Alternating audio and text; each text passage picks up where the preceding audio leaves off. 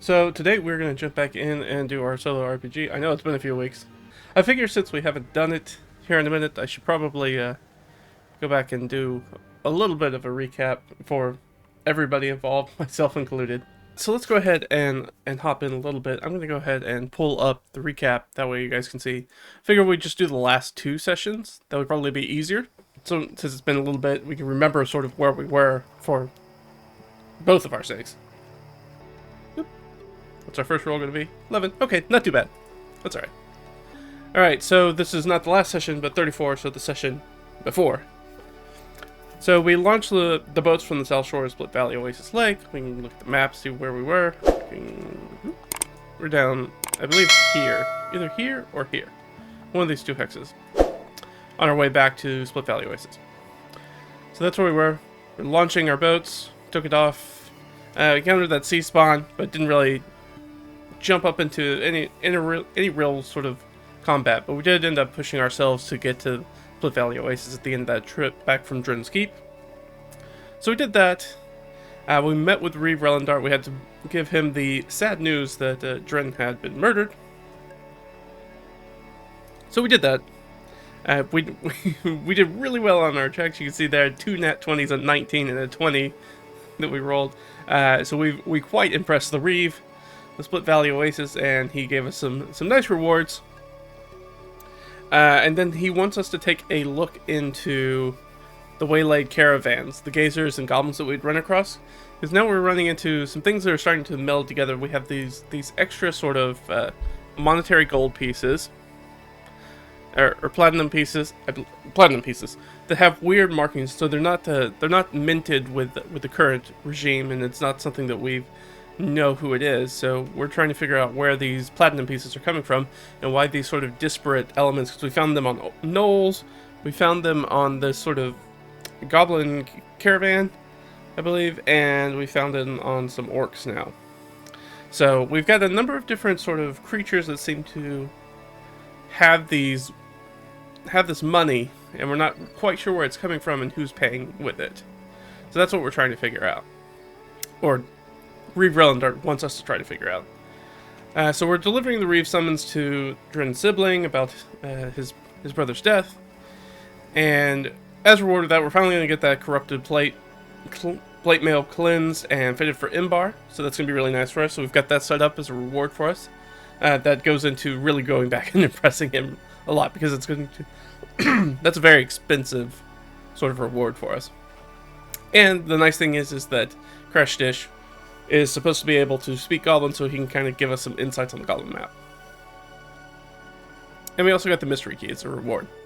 So we don't know what that's going to go to. There, if I remember correctly, mystery key is technically a magic item, and there is, I believe, a 1 in 10 chance that it will open up any sort of lock, whether that's a lock on a chest, or a padlock, or a door lock.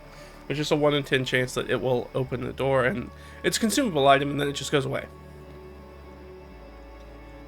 It's a fun little item to use in your campaigns if you've never done that, especially if you have campaigns where you don't have somebody who's a rogue, or has somebody who has any sort of lockpicking proficiency. That can be a fun way to sort of reward those groups and give them ways to get through locks that's not sort of breaking down doors or destroying things. Or waiting for the wizard to cast knock, basically.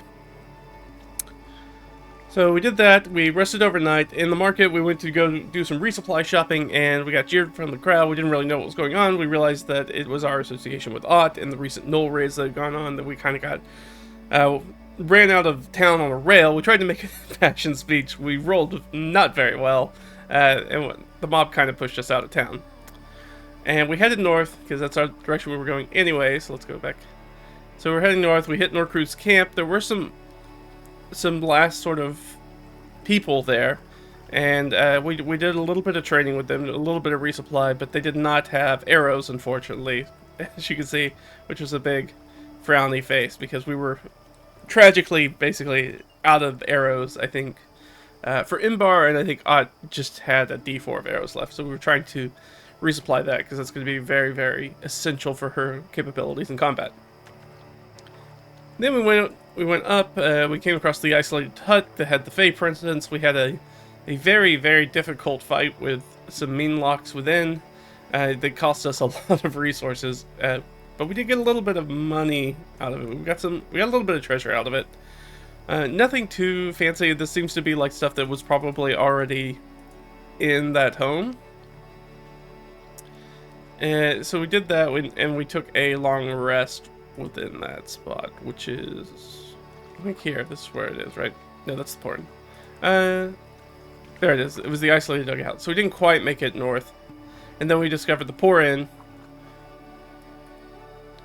which we made it to the next day. So we finished that long rest, and that's the start of the last session. Made it up to the caravanserai, the pour in, seeking Krashtish, which of course is the half-brother of Drin. We resupplied Krashtish, left a pretty sizable bill at the pour in, which we didn't pay after some back and forth with the innkeeper. The idea is that they were going to give us some information about where Krashtish might be if we paid this bill, but we didn't want to pay. That's a big bill, and we were like, yeah, we don't want to pay that. So we're gonna look for him by normal means. We ended up finding him pretty quickly in the wetlands just outside. He seemed to be having a tete-a-tete with some orcs. He seemed to be distressed. He's the one who ended up kicking off the fight. We sort of jumped in to help because we needed Krashtish and dealt with those orcs.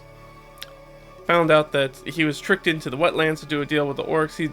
In Krashtish, because of his ability to speak goblin and probably orc, though I don't think we've written that down one way or the other, to act as sort of a middleman trader between sort of the civilized folk and some of the sort of more barbarian outside races, the monstrous races on sort of the hill people, things like that are sort of outside the general civilization area, and doing some trading, some lucrative trading that way.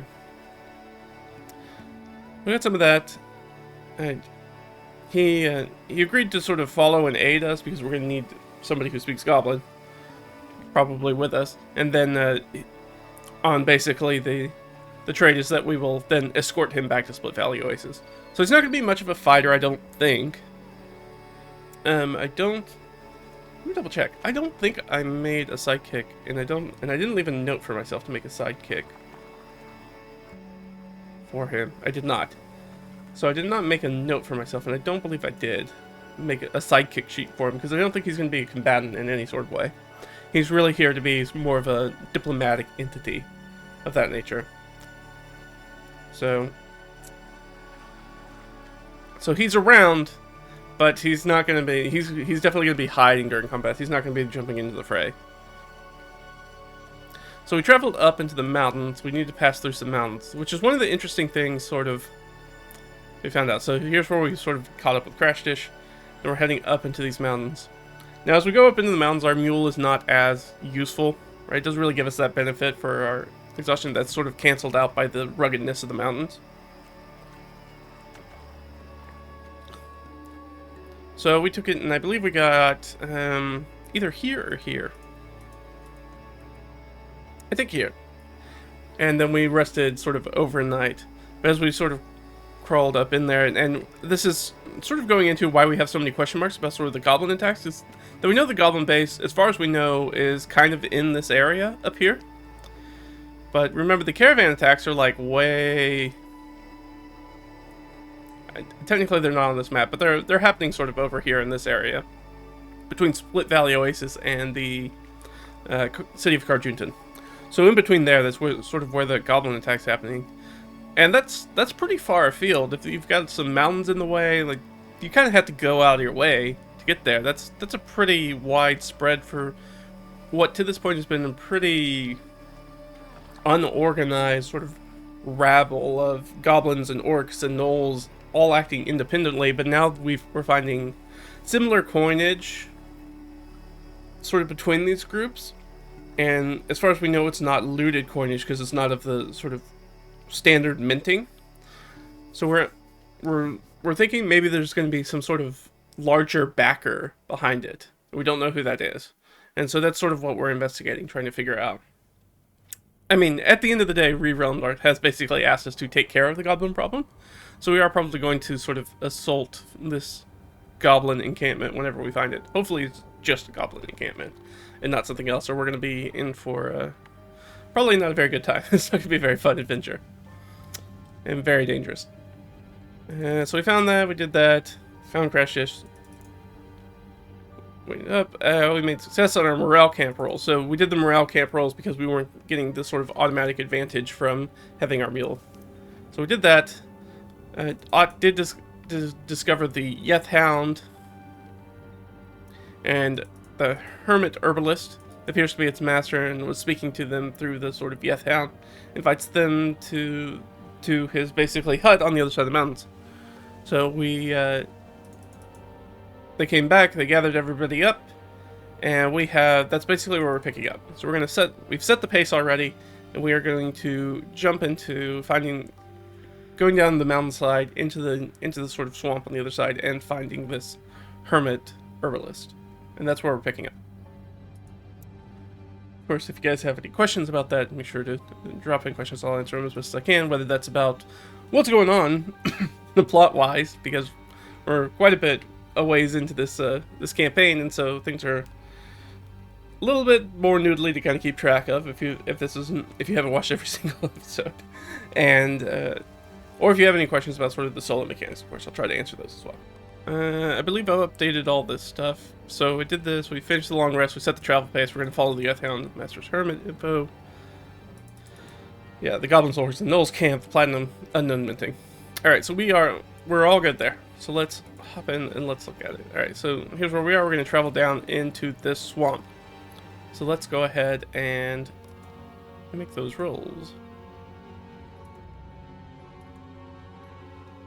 Alright, so we need a D4 to see sort of how much energy we use. 2. Alright. How about Gimbal? What's going on with Gimbal? So we know that Gimbal's just sort of in the wings. He's going to show up eventually, probably. That's sort of the way that we set it up as sort of the meta for this campaign, is that he has a D10, he will, and it works like the resource dice, it scales down and down and down until just he will show up. But it's not going to be right now. So we did 2. So we're doing really well there. And now we're into this. So presumably the Yeth Hound is going to lead us there. We're just gonna do just a basic oracle roll. Does the Yeth Hound get us there? It's extremely likely the Yeth Hound came from there. It's his master. He's returning there, so +5. Okay, so something happens. Oh, first I should make a roll. See if anything there happens. Okay, so it's not a random encounter. But we do sort of get turned around or lost. Is it... Alright, so if it's not that, what's going to cause... If it's not a combat encounter, what's going to cause that? Is there some sort of, like, mist, right, rolling off the mountains that we're sort of losing our track? Is that what it is? No? Okay, it's not that. Deep water? Maybe obstacles? That might be more likely. So +3. Yeah, alright. So we get to a point where the Yeth Hound kind of dives into the water and starts sort of doggy paddling. And we're like, kind of looking around, because we have a fairly large group at this point, and we have this mule who's laden down with our gear. And we're like, swimming's going to be kind of an issue. What are we going to do? How are we going to get around this? I don't believe Leah has any sort of specific spell that's going to help with that, but let's take a look. No, she doesn't really have anything. So our options, I think, are either... We can try to take the mule with us, and the mule may or may not be able to swim laden down, like it is. Pack mule. Or we could try to pick our way around. What do we think is probably the best option? What would Leah think is the best option? Actually, this is more of an Ott question, so I'm going to make Ott going to have like a... I guess this is sort of a survival check. That seems appropriate. It's usually used for sort of like traveling and things like that. And she has expertise in it, so she has a +5. What does she think is the best way to go? Alright, that's a 17. That's not bad. Let's see what the DC for that is going to be. A 15. Alright, so she passes. So whichever way she's going to do it is going to be the easier way, so I'll basically give him advantage on the rolls. Which way? I assume that picking around the water is probably going to be the easiest way. And I think what she does is she tries to stretch people out in a line so they can sort of So as they travel, everybody keeps eyes on everybody as they sort of follow the Yeth Hound. So we don't lose track of anybody, but we're still able to sort of like pick dry ground around that. So let's find out how successful she is with that. And I think it's just going to be one roll. I don't think I'm going to make this multiple roll thing. But I'm going to give her advantage. Which she desperately needed, because that is a terrible roll. Leah would have probably guidanced her. I'm just going to retroactively be like, yeah, she probably would have, though. Okay. So that makes it 11 plus 5. So 16. Hopefully that's enough. Oh, good. It was going to be enough without it. That's a DC of 4. That's super easy. So it was very easy to sort of pick our way around that. But I think that is going to take us some extra time. Because we're doing that. It's going to take us a lot of time, actually. It's easy, but time-consuming. So now we're up to 6. But we are able to pick our way through that, and we do find the hermit's hut. Is the hermit outside? I think that's kind of likely. Plus 3. Yeah. So the hermit is outside, sort of waiting for us, sort of wrapped up in sort of like a moldy blanket, and long, sort of grizzled, scraggly beard. Looking at him. And has a number of sort of like parcels out and around. A lot of, what am I thinking of? There's a term for this. And I can't think of what it is. Little garden patches and stuff that's got a number of herbs and root vegetables and food, medicinal herbs, things of that nature. That are sort of in it. Mushrooms, etc. Sort of welcomes him. Ah, you've made it. Glad you could find it. And he sort of like gives the Yeth Hound a sort of scratch behind the ear, which is very weird because remember, the Yeth Hound is like a dog that has sort of a human person's face on it. So it's kind of weird. I see. Well, please come inside. I'll put some tea on. And all right, what's the vibe are we getting from this? So I'm gonna give Leah sort of a vibe check on this. She'll have advantage, but she's not super good at this. I believe that's a 12. 11 plus her insight is not very good, right? It's not anything at all. It's in fact a 10. So let's see if that passes. It certainly does not. Is very inscrutable. This is certainly a weird person who's just a little off. I mean, it is a creepy guy who lives in the forest by himself, or lives in the swamp by himself. So, you know, the social nuances sort of aren't there. Everything's a little off. Everything feels a little off. But, invites them in, but everybody's pretty much on their guard. And the things that... What was the primary thing that we want to ask him? I mean, we'd like to get... Specifically, we'd like to get more information about... If he can give us better information about where specifically the goblin camp is, so we don't have to do as much searching. That would always be good. He basically invited us there, so yeah, and this basically any ability for us to pick up any bits of information. So I think we're going to ask him about the goblin camp. We're going to ask him about the coinage, see if he knows anything about that. And I don't know if we have anything else to ask them about in this area. I think otherwise we're pretty solid. Let me double check. Let's go down here to our adventure threads, but I think that's pretty much it. We can ask him about the corrupted water myrmidon stuff. I don't think he'll know anything about that, but we can ask him about it.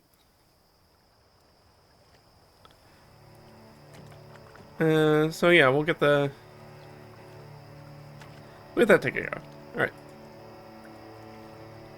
Goes in, gives us some tea. Does everybody drink the tea? I think Leah drinks the tea. Actually, Leah says that actually she can pour the tea because she has that magic teapot that's always full of tea. It's like, I think she brokers says like, this is a change of pace. Hey, do you want something tea that's a little bit different than your usual? I have this lovely magic teapot. You can enjoy from it. So yeah, make a persuasion check. I think with advantage. I think this is a novelty. Something he wouldn't otherwise get an opportunity to look at. Probably didn't need it. Those are both very good rolls. And both of those beat a 17 right off the bat, so... Absolutely. It's like, oh, absolutely. So I think Leah kind of obstructs it, kind of circumvents having any issues, potential issues with the tea, and sort of doles out the tea. And apparently he's going to like it, so... We do that, and we start putting things together.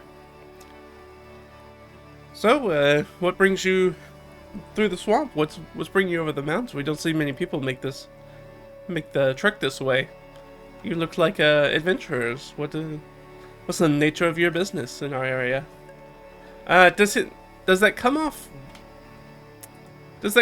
almost weirdly menacing or threatening or weird? No. Okay, so he seems pretty genuine. He's like, we are actually searching. And I think she pulls out the goblin map. We found this map that we're supposed to investigate from the people who Split Valley Oasis over the mountains. And we believe it's in this area. You wouldn't happen to have any more information about that, would you? Let's see. Does he have any? Do I want to give him a bonus? I don't think I'm going to give him a bonus to it. I think it's 50-50. Apparently he has a lot of good information. Okay. So I think that is going to... Is he going to give it to us for free? I'm going to give us a +3. I'm going to say yes because of the tea thing. Because we rolled so well on the tea thing. Oh yeah, no, he's full in. He's absolutely helpful. I think our hermit is just happy to talk to people. He doesn't have a lot of human interaction. He has the Yeth Hound who he talks to, who has a human face, but doesn't speak. So, he's just glad for sort of the interaction to have the group here. If anything, he's probably going to try to keep them there too long.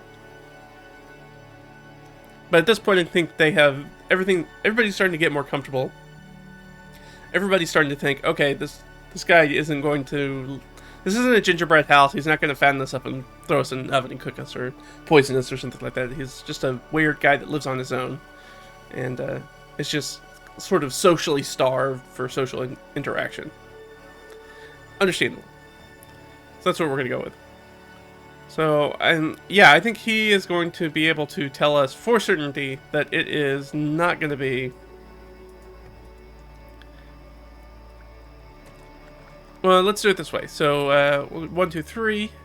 We'll do it that way. So let me roll a d6.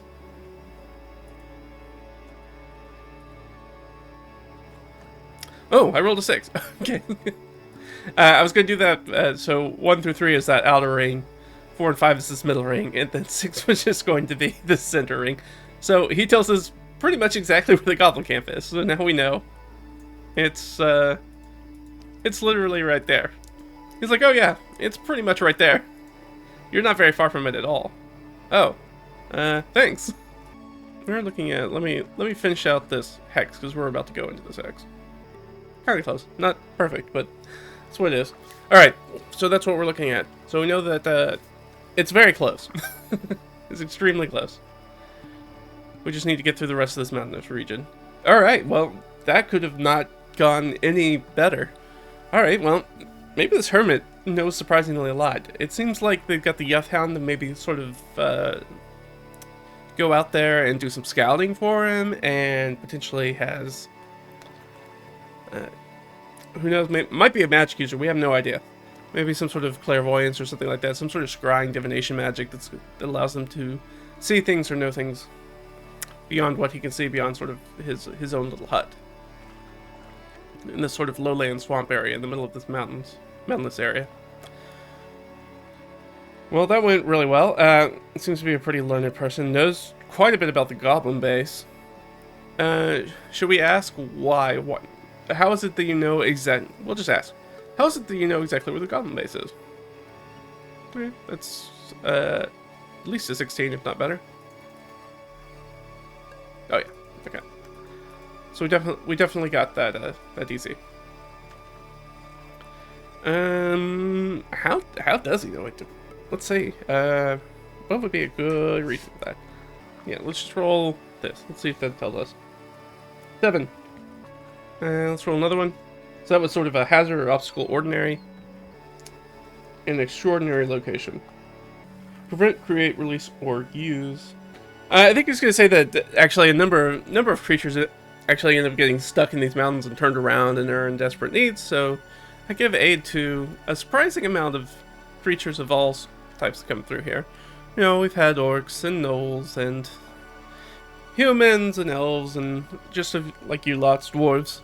So every once in a while I find somebody who's mixed up or turned around or gets stuck up here when it snows and they need help. They get stuck in the swamps. They run out of food. Whatever the case, they get injured. So I get a lot of that. I also unfortunately find quite a few of them too late. So as people sort of try to pass through the mountains rather than go around, I have the opportunity to learn things about them either directly from them or from what I find off of them. I think they broker that very naturally into, oh, well then have you ever seen a coin like this? And they pull out like one of the platinum coins. I think that's extremely likely at this point. It's a +5. Ah, yes, I've seen coins like this before. Can you tell us, do you know anything about their origin or anything of that nature? I think that's,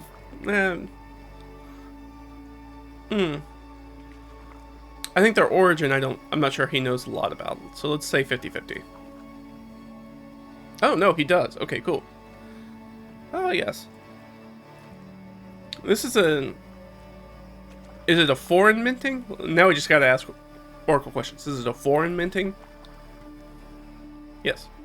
Oh, yes, these are a foreign minting from outside the kingdom. Don't see them too much of the time, though I've seen them more often nowadays.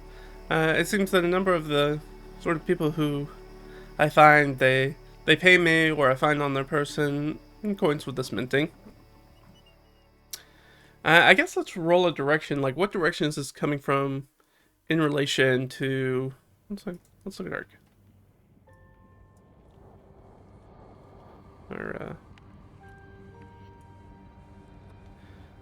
This is the sort of area that we're working with. So what sort of general area do we think that's coming from? Let's, that shouldn't be there. Boop. So if it's Split Valley or Carjuntan, what sort of... I'm going to just roll a d6 so we're kind of clockwise figure out an area, a direction that kind of comes from. Let's roll a d6. Alright, 5. So from the northwest. So I'm just going to actually put a little... well, us at Oracle, is it actually in this hex? No. Okay, so it's beyond that. So I'm just going to put a little note in here. We'll put that... foreign nation currency. Origin. So it comes from a foreign country to the northeast. Or... Sorry, northwest. So roll a 5. Oh yeah, it comes from that direction. Oh, do you know... Does he know anything more about why we're seeing this influx of coinage here? That I'm not sure he does. That I think is a 50-50. No, I don't really know. I know that it seems like a number of... what lots of people refer to as monsters seem to have a number of them. More of this coinage than the average trader or anything like that. I suppose it has to deal with how the currency is used within sort of our current area, and our current sort of rulers want people to use their minting of coinage, obviously. So I think this is more just kind of used within people who are outside the cities and towns of the kingdom. Okay. Perfect. And we don't know why that's coming in here. So it could be trade. Could just be basic trade. It could be, again, they could be paying them to like destabilize like insurrection, destabilize the country area, maybe to prep them for an invasion or something like that. We don't know. That's beyond our pay grade. Interesting. All right. Well, and it is. Do we tell him about what our mission is? About the Goblin Camp? He knows that we're looking for it. I think... Did we already say that we're... Actually, I'm just going to roll. Can he intuit? If there are people who look like adventurers coming up and they're looking for a goblin camp, what they're planning to do at that goblin camp. I think that's kind of likely. +3. So he's got maybe an idea. He's kind of on the edge, I feel like, with a 10. So he's on the edge. He's like, alright, well, these people are heavily armored, but they do have somebody, Krashtish, with them who speaks Goblin and Orc. So they could be just out on a trade deal. I guess the question, does he and Krashtish know each other? I don't think that's likely. -3. No. Okay, so they don't know each other. At least they haven't met. So if they know each other, it's by name only. So I think he probably has the idea that he's kind of riding the line. He's on the fence. He's like, they could either be people who are just well armed to deal trading with them. Right, we have laid down pack mule with us. We have this foreign coinage in our pockets, so it could be that we're looking to do some trading, but it also could be that they're adventurers meant to send to clear those people out. I don't know if the hermit who lives by himself has any particular moral quandary about that. I'm not sure he cares necessarily. And I think even if he did care, there's not really anything he could do to stop them except for maybe make the goblin camp aware that they're coming. And it doesn't seem like he does a lot of particular trade with them, so I don't think that we're going to go that route. But we might roll that later. But at least for now, he's kind of like, okay. So he's kind of on the fence with them. We've also come across, I guess we just ask him if he knows anything about corrupted water myrmidons. I think that's extremely unlikely. This dude is nowhere close to that area. So, -5. No. He's like, water myrmidons, like elementals? Not really. We don't really get a ton of water elementals up here in the mountainous area. Most of the things that I find, if I come across any sort of tracks of elementals, it's usually stone, earth elementals of some type. Galebdurs and things of that nature. Not a ton of water elementals. Somewhat surprising. We don't get too much snow here, as our mountains aren't tall enough. So we really only get snow in the winter. So not really a concern for us most of the time. Okay. So we didn't really get a ton of information there. But let's go ahead.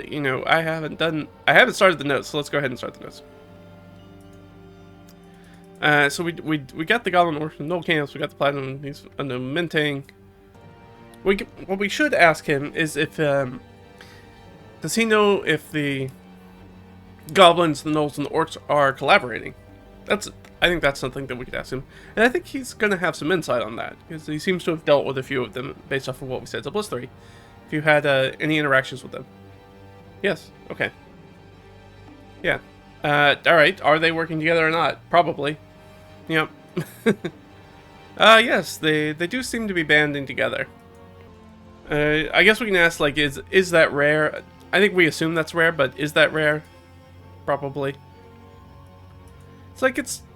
At a 10, he's like, it's not unheard of, but it is quite strange. But I do want to give... We've been chewing the scenery a little bit in the scene, so let's, I technically rolled a 10, so we should have some sort of interrupted scene that kind of happens.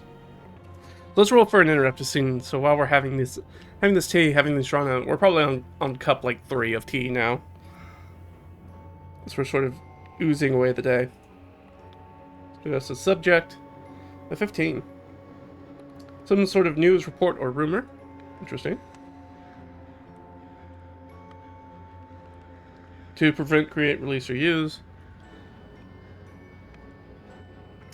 And 6. Some sort of object.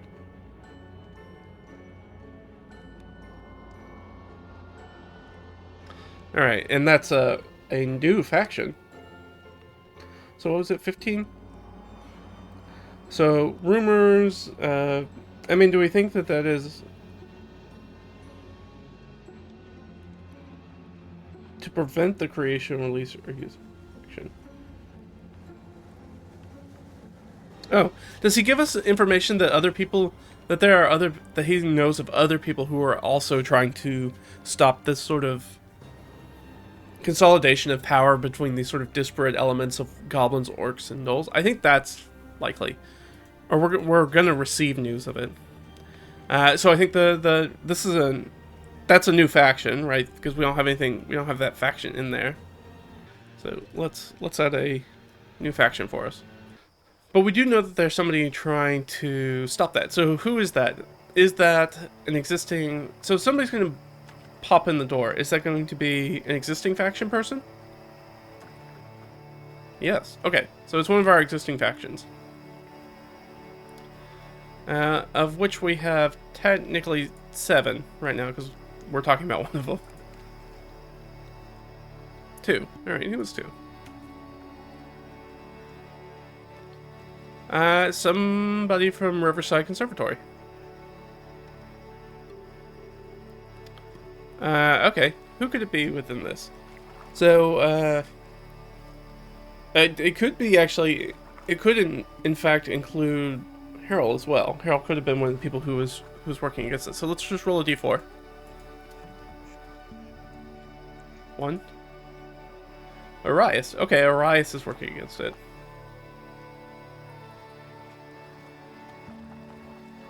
He is no longer currently hiding in Krashtish. He is now currently hiding in Split Valley. I need to update some of this information. He's currently hiding in Split Valley Oasis. He is being pursued by bounty hunters. I guess that's a good question. Is it the bounty hunters? Is it the bounty hunter who's come seeking for him? That would be more conflict. So let's go ahead and add a bonus. Did somebody break in here trying to hunt down Arias, thinking that he's with us? I think that's +3. Yeah, okay, so that's what happens. So we're having this conversation, and one of our good old assassin friends kicks in the door, and they're gonna come after us. They are kicking in the door, and they are looking specifically for Arias. Where's Arias? Time is up. Where is he hiding? So we have 4. We are technically level 4 characters. We need some humanoids, though. Some humanoids. And let's generate what should be a difficult encounter. We could do spies. Spies would be alright.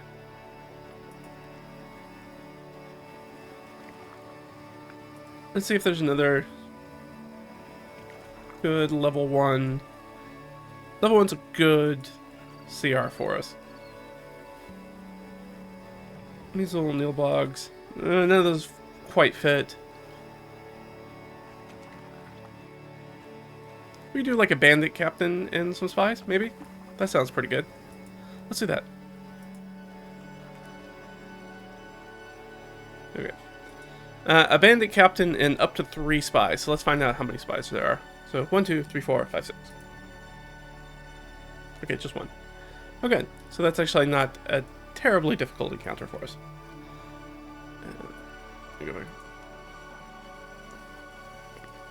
So a pair of them bust in, looking for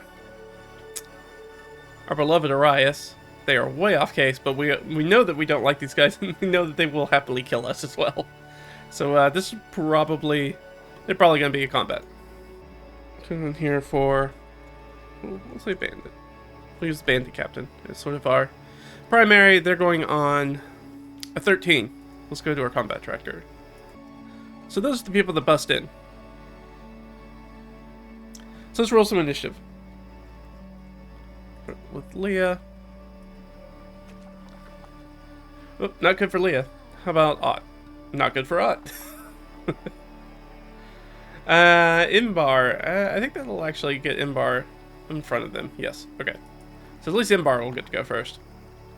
And Delg. Yeah. Okay. So we'll go Imbar.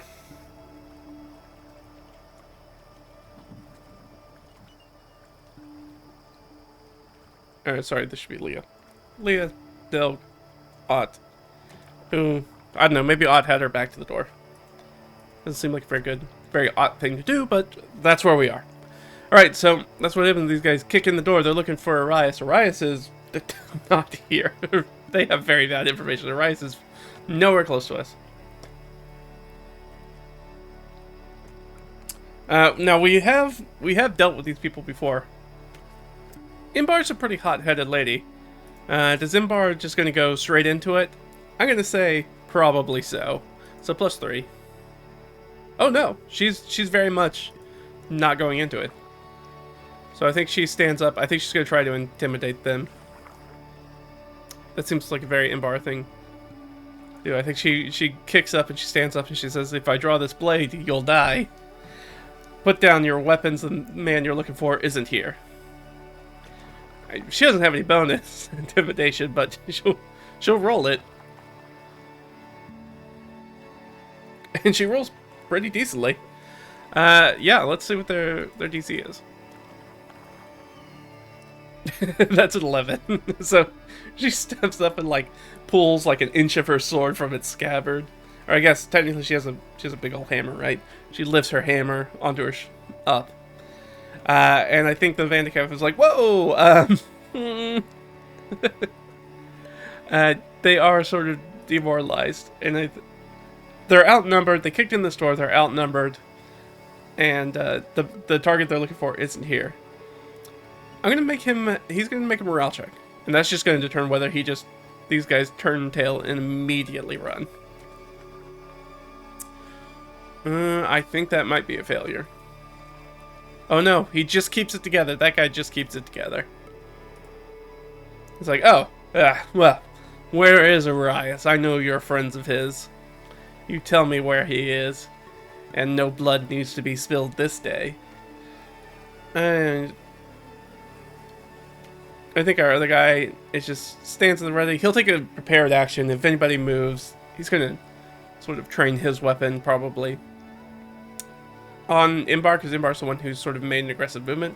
So if anybody makes sort of another aggressive movement, then he's gonna make an attack on Imbar. So that's what we're gonna do. That brings us to Leah, I believe. So that was Imbar, the bandit captain, and the spy. So I think Leah sort of stands up, and I think she starts interrogating them a little bit, like who paid you, who's paying for his death. You tell me now. And Leah does not have any sort of social bonuses. She is not a very social lady. But she just has a little bit of natural charisma, so that's a 15. So how do they feel about that? No, they're standing strong. This guy's not intimidated by Leah in the slightest. We don't reveal the contracts, we just fulfill them. We wouldn't be good assassins otherwise. Okay, yeah, no, that makes sense. Is Leah gonna do anything else?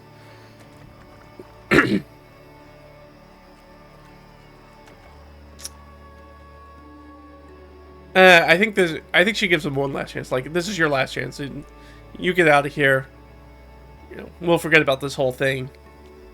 You stay here. What happens, happens. And look, they know Leah's reputation. He has killed a number of the people with the Bounty Hunters Guild. A number. So she's starting to grow a reputation as a bounty hunter in a way. She's a bit of a bounty hunter, or a bounty hunter killer at least. She just accidentally trips her way into murder a few times. But they feel bold, right? I mean, they've got a number. As far as they know, they're outnumbering these people. Now, there could be more of them waiting in the wings. We don't know that.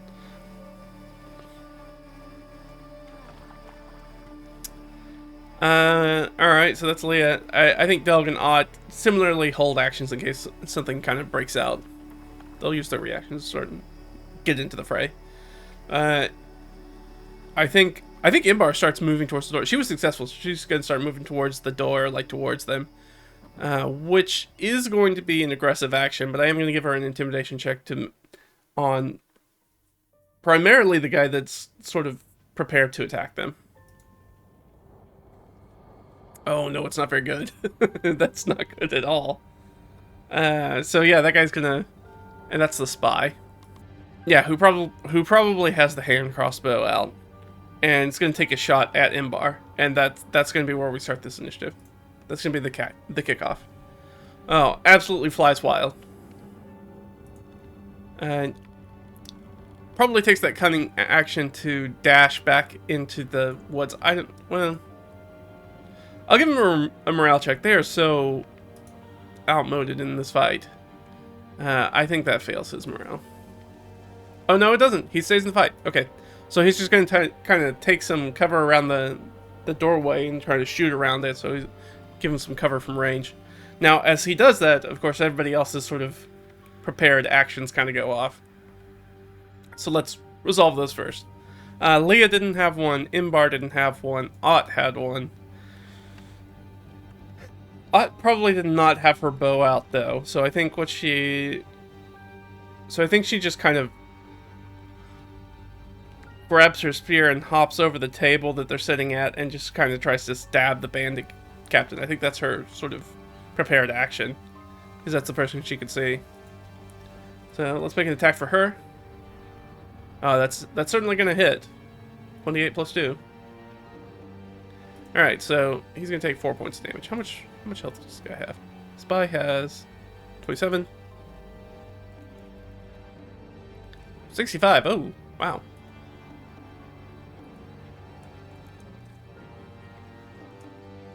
She did a whopping 4 points of damage, but she does have multi-attack, right?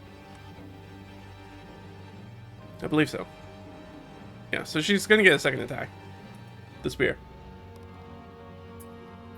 That, however, I don't think it's gonna hit. Yeah, I don't think she had. Well, let's double check. No, that will not hit. So the second one doesn't hit. That was Imbar. Dilg. I think Dilg has probably his dagger out, and he's gonna throw his dagger. I guess the bandit captain who's just standing out there. And it flies wild. And Delg misses. Alright, so we're gonna hop back into initiative order now that everybody's sort of taking the thing. That was Imbar, so it's up to the bandit captain. He has sort of Imbar right in front of him, so that's who he's going to attack. He gets to make 3 melee attacks. 2 with a scimitar, 1 with a dagger. Scimitar, scimitar, dagger. Alright. Let's see him. Well, one of those is going to hit. I'm pretty sure. Yeah, I can't imagine she has better than 19 AC. She does not. So, he will hit her for scimitar damage, which is a d6 plus... Ooh, 6 plus... 3. So 9 points of damage on Imbar, so she's down to 30. Ouch. So he slashes into her. That's it. It's the spy's turn. I believe the spy has to use their bonus action to reload their crossbow, because I don't think they're going to go in there.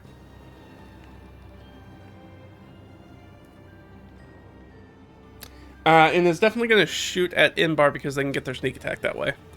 So it pulls out reloads their hand crossbow and is going to take a shot. Plus 4 to hit. Let's see it. Ooh, that's definitely going to hit. So the hand crossbow does a d6? d6 plus 2, plus an extra 2 d6. So she's going to be hurt. 3d6 plus 2. Oh, that's surprisingly light. 8 points of damage on Imbar. It's not great, but it could be a lot worse. It's just down 22 hit points. Alright. I don't think either one of these guys needs to make a morale check. They're doing pretty good in the first round. They're definitely bleeding up Imbar, who kind of took the aggressive motion. Then I believe it is Leah's turn, right? Yep, that's down to Leah. Leah's gonna probably cast a spell.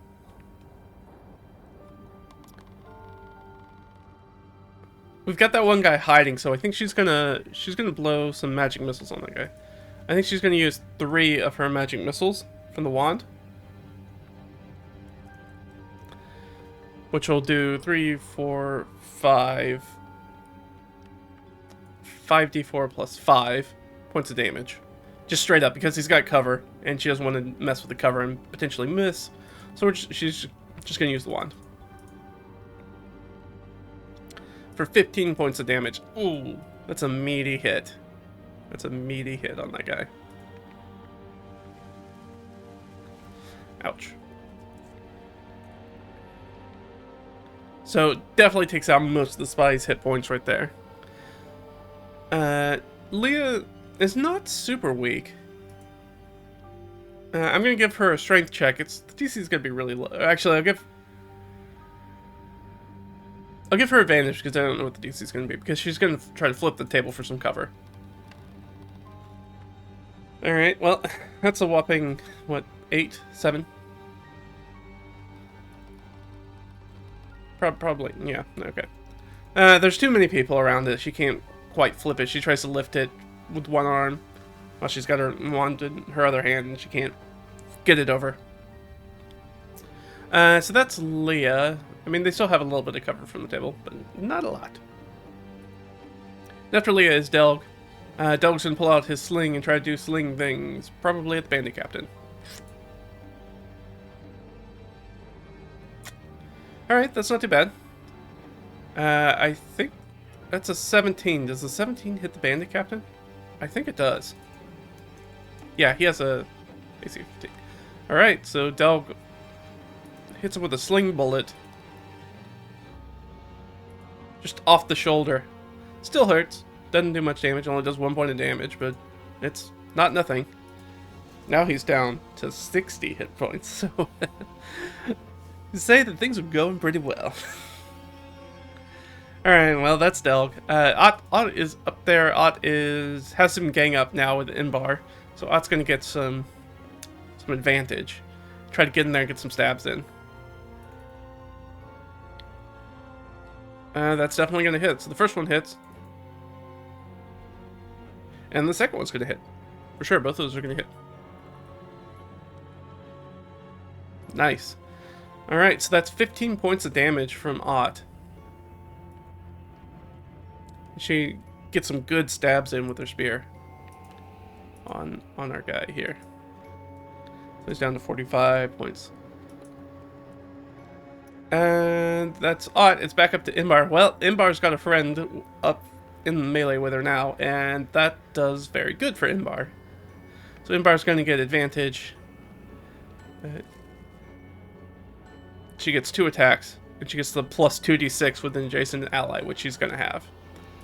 And she has expanded crit range, so fingers crossed. I think that's still going to hit, though. Her bonus, yeah, with her Warhammer. Which actually, this should be... She technically does not have her shield out, so she does get to... she's going to use it two-handed, so we'll get the D10 on the damage. And do I want to use the 2d6 here? I don't think so. I think I'm going to save it just to go crit fishing. No, I should do the guaranteed damage. I should do the guaranteed damage. Alright, so she does a d10 plus 2d6. Alright, so 14, 15... Okay, so 16 points of damage. Oof. Still good, though. So he's down to 29, and then she's going to take her second attack. She crushes this thing. Crushes probably his, like, elbow with her Warhammer. And takes a second attack. Good thing, because she definitely misses with that attack, and then swings wildly. Is she going to use a bonus... I think she's going to use a bonus action to second wind. And she'll get 7 hit points back. Alright, now it's the bandit captain's turn. Bandit captain does, now at this point, need to start making some morale checks, for sure. He has a 16, I believe. Okay, so he makes it. He's staying in the fight. He's...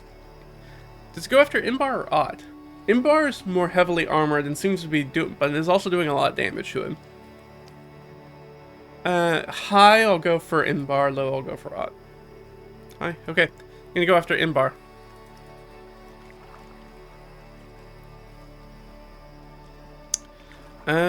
What's his bonus? His bonus to hit's up 5? Yes. So he's gonna hit with 2 attacks. He's gonna hit with one of the scimitars and one of the dagger attacks. Alright, so that's 7 plus what's his bonus? 7 plus 6, so 13. So 13 points of damage on Imbar. Not feeling great. Gonna need some assistance up there from Delg. Delg's gonna need to do his job. And then we have our man with the crossbow. Let's see. Does he go after one of the frontline fighters? I think that's likely, but Leah did do a bunch of damage to him. So let's just roll an Oracle with +3. Oh yeah, he's definitely going against one of the frontliners. He's gonna do the best tactics he can, which is going to be go against Imbar. Oh, but he's gonna miss Imbar. He doesn't have enough to hit her. So his crossbow bolt goes wild. Let's roll his morale check. He'll keep his morale check. He has good. Both these guys have good charisma, so they're likely to stay in the fight. They are trained assassins after all. So they're both in the fight. I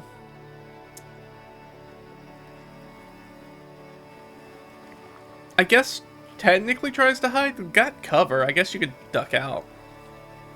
So technically hides. Yeah, probably successful. I think that's going to beat everybody's passive wisdom. So he sort of ducks out of sight around the corner, so now nobody can see him, and he'll be able to pop out and get some surprise next time. Alright, that's the spy. It's Leah. Leah sees that guy duck around, crap, and turns back to the bandit captain, and I think she's going to make a pretty good spot. This guy's pretty worn down already. Does she want to use a leveled spell? Ooh, actually that's what she's going to do. She's instead, she has her staff and she sort of moves her hand around, and we watch all this sort of mud from the swamp congeal up into the doorway, blocking off the doorway now from putting the spy outside where they can't see him and can't see them now, and now traps the bandit captain inside with them, and that's what she's going to do. It's her turn. Using mold earth. Using that 5-foot cube of earth. Smart thinking, Leah. That basically halves the encounter's difficulty. That brings us up to Delg. Delg's gonna make a move and try to assist Imbar with some healing, which is a D10 plus 1. Nice. Minimum possible healing from Delg, which is... Oh, sorry, it's supposed to be a D6. Not D10. Oh, alright. Then it's maximum healing. Okay. 14 points of hit points back. And I'll just put down here. Imbar. So she's done, Imbar. Alright, and I said 14 points. Back to 30. So, very helpful as he sort of staunches the bleeding and sort of keeps her in the fight. Very good, very good. Great job, Delg. Ott's up in the front line, gonna make 2 attacks with advantage. Gonna crit on the first one. Second one is not gonna hit, but it's gonna crit on the first one. For 10 points of damage. Gets this guy right in the gut. Gets up under the armor and into the gut with that spear. Ugh. Not looking great. Guy is not looking great now. That's Imbar. Imbar's up the top. Imbar has advantage. She is hopefully going to put this guy out of his misery. So first attack with advantage. Definitely going to hit. Second attack. Definitely going to hit. Not quite a crit. But those are 2d10, 2d6, plus 4. So, yeah, 19 points of damage. Exactly enough to kill this guy. And I think she outright kills him. I don't think she's trying to pull any punches on this guy. Came in hot trying to kill her. So she smashes this guy's brains out like a rotten watermelon, as she tends to do. I think she like sweeps the legs first. I think she like crushes his knee with one of the shots, and he falls over. And then she just like the fair games where you hit the thing and the bell goes to the top. She takes a big hammer and just smashes his face in. And the bandit captain is no more. And I think she's sort of in the blood frenzy. I think she's screaming out through the... I assume 5 feet probably doesn't quite fill the doorway. Like, there's still probably a little gap. Usually in old houses like this, like that sort of style houses, usually have to duck to get in because it's the fastest way for airflow to get out and out. So when they try to make the doorway small before pre-air conditioning. So but I still think there's probably a gap, and I think she's sort of yelling out through it. It's like, you better run, because I'm coming for you. Sure, I'll give her an intimidate. Why not?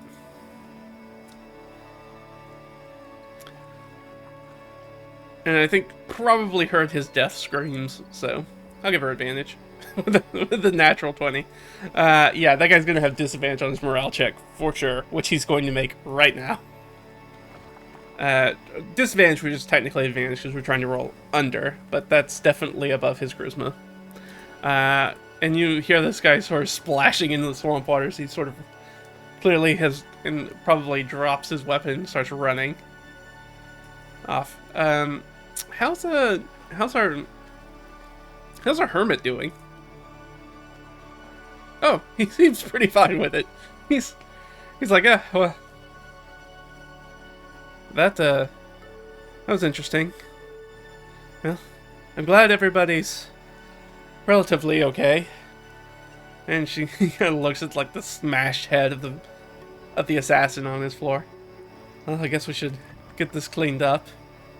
We definitely want to get this away from the house. We don't want the any of the big lizards smelling the blood and coming in this way. So we should move it. Kind of looks at. Was gonna ask Imbar to help, but Imbar's pretty injured. So kind of looks at Odd like, hey, would you help me move the body? I think the two of them sort of removes sort of the dirt that's covering the doorway and sort of drops it down, and the two of them sort of carry the body out. And I assume he has a place where he sort of dumps things or puts food and other things that might draw critters, and he puts that away somewhere, that same sort of area. And then we'll have Ott roll the body, while the rest of them are sort of taking the moment to rest up and bandage their wounds and whatnot. So Ott is going to roll the body. Let's give her an investigation check. It's pretty good.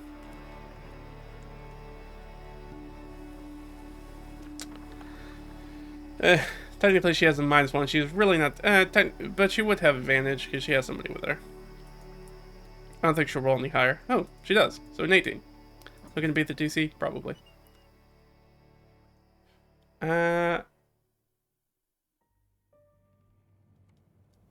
Yes, technically that does. Yeah. So the DC was 16, which she beat. Absolutely. So what are they going to find? Does this person have anything of particular note on them? Anything particularly valuable? I don't think so, but let's ask.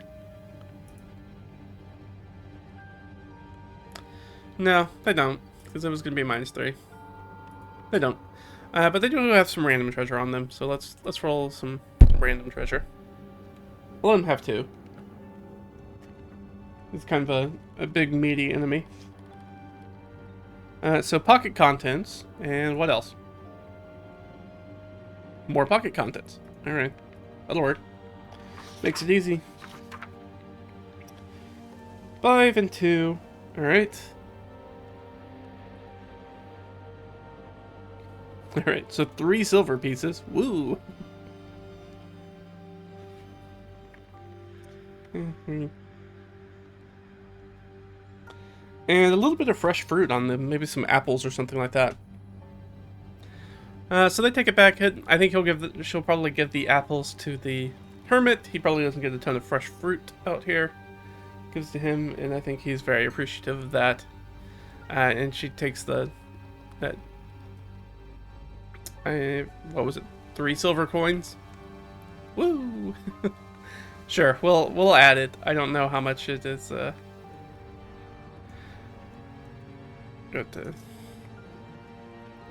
Interrupted by for Elias. Killed one, and the other ran off. We get we get 3 silver loot. Whee! But I think that tells everything that we're trying to do here. Is there anything else that we need to ask this hermit before we sort of go on our way? I think we're going to take a short rest at this point. I am at this point going to be like, yeah, we spent enough time here, we need to spend a little bit more energy. That's fine. So, we spend a little bit more energy, and then everybody's going to... I'm going to give everybody their short rest. Let's go down to... We don't know. Well, I guess we do know. I was going to say, that could be a gimbal assassin, but no, that would have been after Leah, not after Elias. Or Arias, sorry. That's definitely somebody probably related to Fargrim. Or the gas, and probably, no, it's probably Fargrim. Okay, it's almost, has to be Fargrim. So I think we're going to take a short rest. Do we want to... Yeah, I think Delg is going to heal everybody up that needs healing, which I don't think is really anybody except Imbar, who we already gave healing to. We're just gonna take that short rest though, so that way she's gonna be able to get her second wind back first of all, and she will have the opportunity to spend some hit dice. I think she probably only needs to spend 1, or only will spend 1 anyways. Alright, so she's going to get 4 hit points back. As they're going to sort of finish there.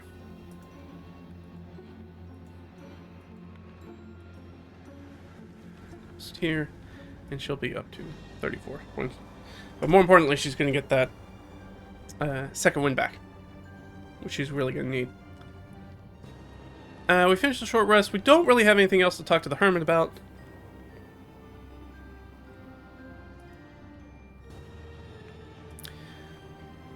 Though, I guess, we should check to see if anything happens during the short rest. Nothing does, thank goodness. Hey. I don't know why this does this. So this map, every once in a while, it's something weird about HexTML when you load something in, is that it has a tendency to just pop one of these, this specifically this icon, somewhere down, somewhere on a blank map piece. I don't know, it's something weird in the code and loading of a map. So, if you use HexTML, which I do recommend, it's a fun program, and it does great, and it's a free web app, so... But it is one of the sort of, like, weird nuances of it, is that it has this weird little thing that it does. But I think that is everything... so we like this guy. I'm just going to put good rapport down here in the notes. Keep going on for the... crawling onto the goblin base, and... hopefully make it there. We should make it there, I think. Because I don't want to get too far into it, because I'll need to pull up a dungeon, and I'd like to start us off fresh at the beginning of the session with that. But we are gonna... we got a lot of information which we really needed, and so we just need to sort of get there, and maybe we get the lay of the land before we delve in there and start busting heads. That would probably be smart of us. So, we've done our rest. We've got everybody healed up. We've got our supplies done. We've gotten, I think, all the information we're going to get out of the hermit. So, let's sally forth. And I guess the first thing we need to do is we need to figure out what these hexes are going to be. Let me pull up my little 2d6 table.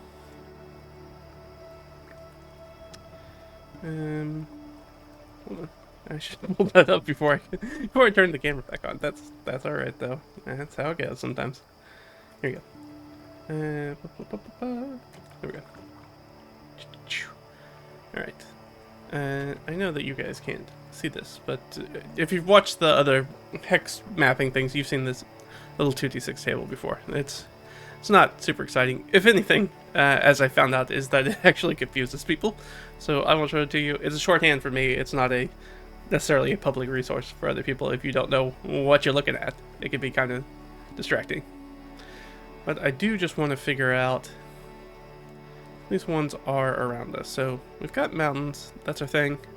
So actually, not a very normal roll we ended up with. Alright, so we said there's going to be Snow Peak Mountain over here. And then we rolled some hills. What type of hills are we thinking? That was a pretty low hill, so... And we said, oop, those were mountains, but I didn't check. Is it going to be a volcano? Probably not. It's not.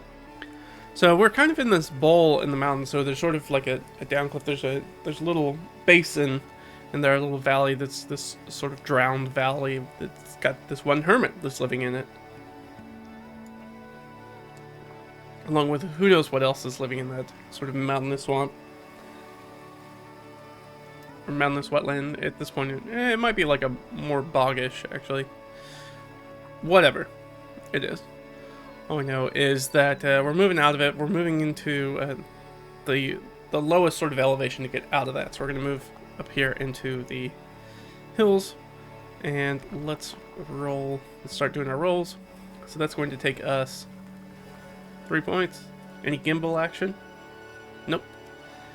Any other action? No. Alright. So it costs us 3.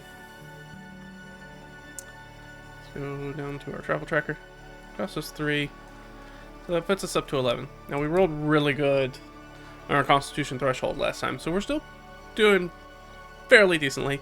We're over halfway there, but we still feel pretty okay. So that's what we're moving into. And then I guess we should check out what this next. So we know the goblin base. We have goblin base question mark. This should really be changed to goblin base exclamation mark. And let's go ahead and drop an icon down for it. So this is gonna be a little this is certainly gonna be a monster layer. We'll go ahead and drop that down there. Just so we have it. But we do also need to determine what kind of maybe what kind of biome's going on there. So let's go ahead and roll that 2d6 again. Except this time we're basing it off of that chaparral, Mediterranean, scrubland kind of look. Alright, and that's a 4, so that's even more barren. So it's actually very deserty. Actually, up here it's... So as we sort of move out of it, seems like most of that watershed from this side of the mountain range kind of probably ends up in that sort of swamp area, kind of flows back into that basin and doesn't make it all the way up here. So that's why we see these actually being quite wet, but then this part's really dry. So we do see that, and then we see more deserty, which normally would be a concern probably for most adventurers, but our adventurers are from an area that's very much, like, the whole area is kind of like that, so they're pretty inured to that sort of atmosphere, that sort of biome. They're used to that sort of dry heat. I guess dry and wet heat, because there's quite a bit of jungle around as well.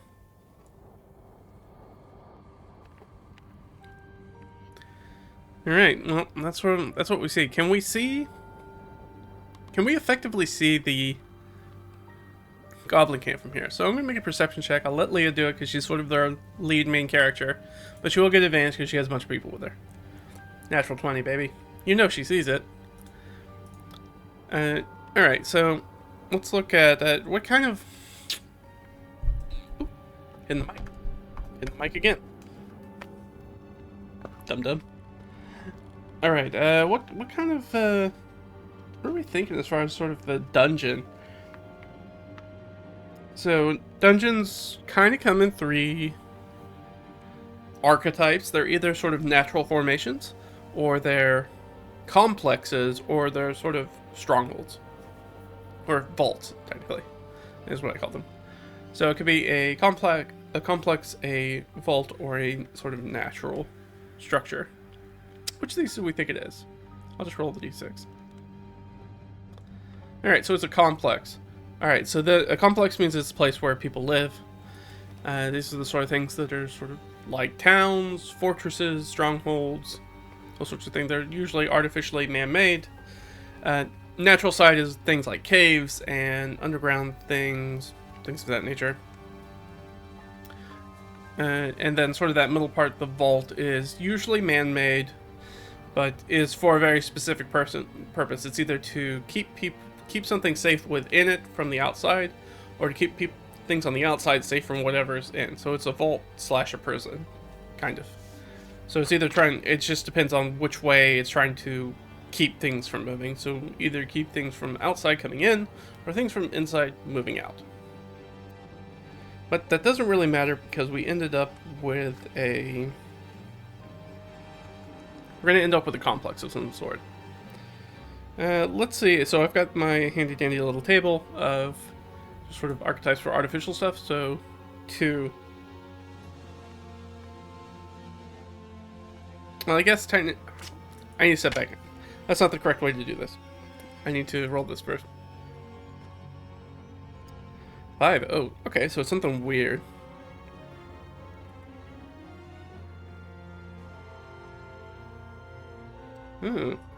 So some sort of aberration complex, some sort of aberrant structure that it seems like the goblins have taken over, or they're working in league with. What kind of? Let's just pull up some monstrous aberrations. Let's grab our filter. Go here. Let's go to aberrations. Right, they're up here at the top. We've got 4 here. I'm just trying to figure out, who built this. Who sort of built this complex? What is this thing that we're looking at for? Okay, so it's something on the last page. We have 1, 2, 4, 6, 8, 9. Alright, so let's just roll a d10. So Nothic. Oh, that's really cool. So maybe it's like this old, corrupted, like, wizard's tower. It's a complex, though. Actually, I'm going to use my D100 NPC table. So we know that's going to be magical Nothic. I'm just trying to figure out, like, the purpose. Like, is this like a magical school, like a corrupted, weird Hogwarts situation? Is this a lone tower? Like, what were they doing here? Is it some sort of like magical factory or workshop, or what were they doing here? Is it a mine? Are they mining for some sort of magical materia? So let's roll a D100, and that'll just kind of give me an NPC idea. 8. 0 and 8. Alright, so it could be a bathhouse, which would be very interesting. Or, what's our other option? Well, that won't work. That's just brash, headstrong teen. I mean, it could work.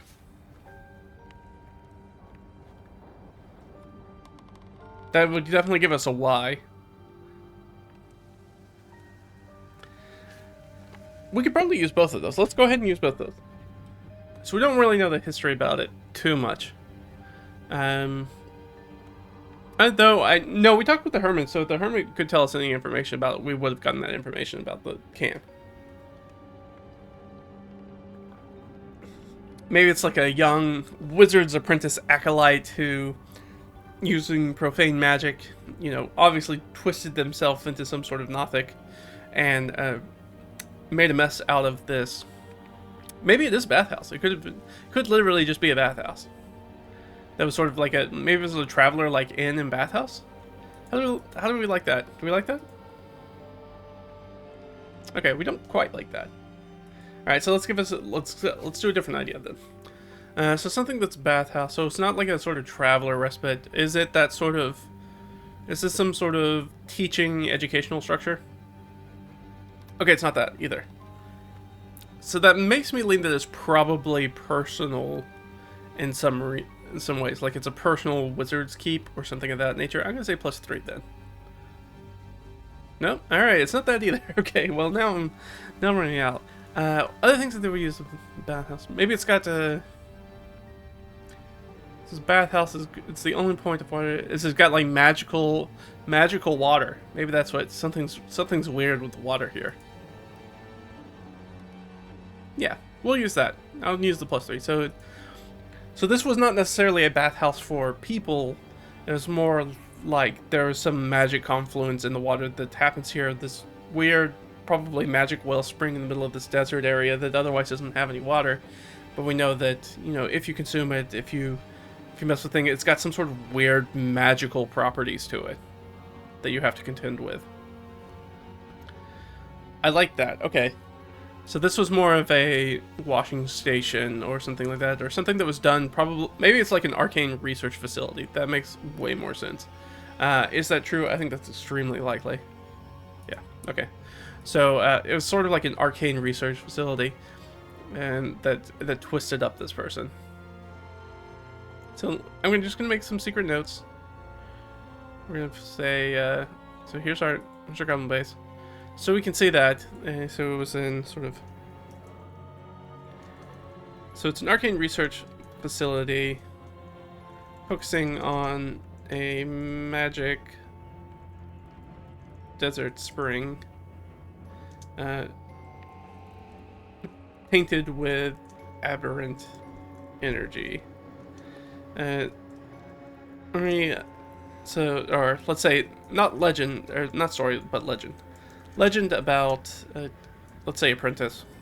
Magic user corrupted at seeking knowledge and turned into a nothing. And so it seems like that these goblins have made their camp there. Like, I'm saying that we see like plumes of smoke and stuff like that, so we can tell, and we can see, like, from our distance, we're still probably a far ways away, but we're still sort of in this sort of uplands area before we sort of roll out of the foothills, where we can see it. And I mean, it's a desert. There's like nothing else going on. So it's like that one dark smear sort of on the horizon that we can see. And we can see, we have enough, with our natural 20, we are eagle-eyed enough to be able to discern that there are small smudges moving around, which we assume to be goblins, orcs, and gnolls of some type. So that's where we are. So now we have a question about what do we want to do? Because if we roll out of here, we're going to be on the open sort of desert plain. And they're going to be able to see us if we do that. So the question is it better for us to wait till nightfall? I mean, if they've got fires going in the day, they're probably going to have fires going at night, so finding it in the desert shouldn't be a problem. It's going to be the only thing that's lit up probably for miles around. So do we do that so we can sneak up on it on the approach, or do we kind of come in daylight and try to talk to them? I mean, our orders are pretty specific about, I mean, Relendart was like, deal with the goblin camp. We can probably imply that means destroy it, right? We can probably imply that. But, I don't know. Do we just go in guns blazing, though? I mean, that's not, it's not our style, right? It's not this group's style. They do tend to be a little bit more shoot first, ask questions later kind of group. Have a pretty clear mission. We'll give this to Ott. I think Ott's we'll let Ott make the check. She'll make the call. This is her thing. She's the tracker. She knows the best about this. So this is going to be another survival check. It's not the greatest survival check in the world. So 9 plus 5, so 14. Let's check the DC. Okay, we're off to a good start. It's DC 16, unfortunately. Again, I keep forgetting that Leah has guidance, because I've started playing another character that another spellcaster that doesn't have guidance in a group. So I keep forgetting that I have guidance, because usually I take it, right? Because why wouldn't you? Okay, that'll give her the success. Just barely, though. So I think she knows that whatever she chooses is going to be probably the better approach. And so I think that for Odd, I would probably tell them, well, we should probably go at night, so that way we can sneak up on them. look, maybe we can take out one of their pickets, one of their guards, sentries around the outskirts patrolling. We can get some information about what's going on and maybe what to expect. And I think other people agree with that, and they go, okay, yeah. So we'll sit here at the cover. We can probably just go ahead and take an extended rest, even though they feel all right. But we should rest now and prepare and be ready to go in when night rolls in. So I think that's what they're gonna do. They're gonna stop here and they're gonna take their extended rest. What are we gonna do with our mule? Are we gonna take our mule with us? Because we don't really have anybody to leave behind. We have Krashtish, but we're gonna need Krashtish, especially to talk to the goblin. Alright, so I guess we're gonna take the mule with us, because we can't really just leave it alone. We'll probably die if we do that. But we don't really have any non-combatant to leave behind it. We could... The only other person we could leave behind with it would be Delg, and that would be a very bad idea, because we're gonna need Delg. Even though he's not a particularly good fighter, he is a quite good healer. And we're gonna need that. Alright, so we're gonna take that long rest. That's what we're gonna do, and then we're gonna sneak up, I guess, with our mule. Alright, so does anything happen while we're resting? Oh, yeah, something does. What about Gimbal? Nope, nothing on Gimbal's front. Alright, but it is some sort of, technically... So we are going to have some sort of primarily non-combat encounter. It's going to happen to us while we're taking our extended rest, sort of at the edge of the foothills here, while we still have some cover. Probably going no fire, right? Because we want to stay hidden. We are in sort of a forested hill area, so I've got my little wilderness dressing thing, and we're going to roll that. We have a number of different things, a couple different tables this could probably work for. So I'll choose whichever one I like. In fact, why don't we roll 2 and put them together, just for something interesting. 13 and 8. So it'd be 13, 8. On the jungle table is assaulted by a bug swarm. And clearing with a totem or a dolmen or menhir of some type. And in the mountainside, that is petroglyphs or pictographs. And what did I say? Is it 13? Or a neutral man-monster encounter. I'm going to go with the neutral man-monster encounter just because I like that better. And let's combine it with... We get the clearing stuff and... Yeah, with some sort of... It's either got the dolmen or totem or petroglyph or pictograph. So there's going to be some sort of structure. So that's probably where we made... I guess that's probably where we made camp. Is there. And as we're doing that, somebody's going to come up on us. So the question is it somebody related to sort of the goblin camp? I think that's likely. I'm not sure who else would be out here. So +3. Okay, yeah. I guess we'll just roll a d6. So it'll be 1, 2 goblins, 3, 4 orcs, and then 5 and 6. That'll be gnolls. Gnolls. All right. So there are some sort of gnolls that sort of come up upon the camp while we're resting there, but don't seem to be particularly aggressive. I mean, I think they're standoffish because they're probably not expecting anybody to be here. And I'm going to give Leah, and I think it's the best person for this, advantage. She'll do, and I'll give her guidance. I'm going to give her guidance for religion check or to figure this out. So 11, 12, 13, if she knows any idea about what we're looking at here. 13, her religions. Okay. 13, 14, 15. So she has a 15. So does that give her any idea of what we're looking at? Oh, the DC is 14, yes. Okay, so it does. Let's use our D66 descriptor table. What's kind of going on? Ooh, 11. Some sort of emotion. Is it a positive emotion? Yes, very positive. Okay, so it's sort of like a fat, happy Buddha kind of thing. That's right. It's good luck and good fortune, and they're coming here to rest on it. Maybe they're about to go out on some sort of mission or something of that nature, and they want to come in here and bless it for their own good luck, and they see that we're here. This might be sort of like a sacred site for them, so maybe they don't want to spill a ton of blood here, if they can avoid it. We'll open up the conversation. Does Krashtish speak Null? It's not going to matter. Ott speaks Null. So we'll rely on Ott to... Well, I guess let's ask if Krashtish does. Does he speak? Probably not. No, he certainly does not. But I think probably they relax because they see Ott, too, within the group.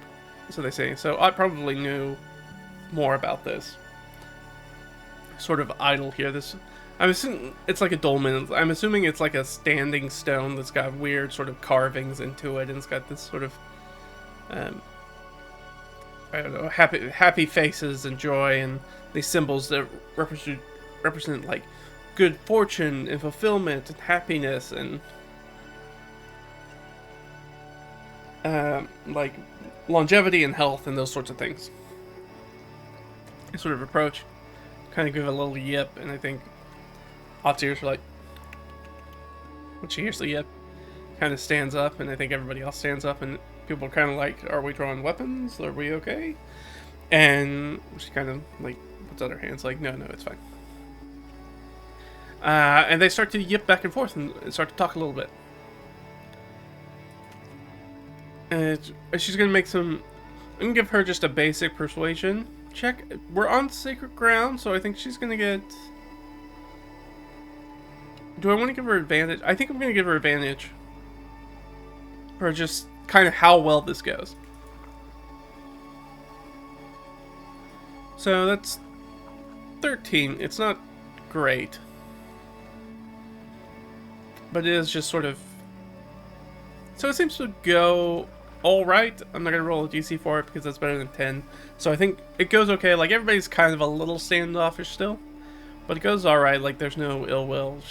We allow them in the camp. She kind of tells them, like, hey, we're gonna make like a little offering here. So I was asking them, are they from the camp? She'll sort of like, are you guys from the camp? No. Okay.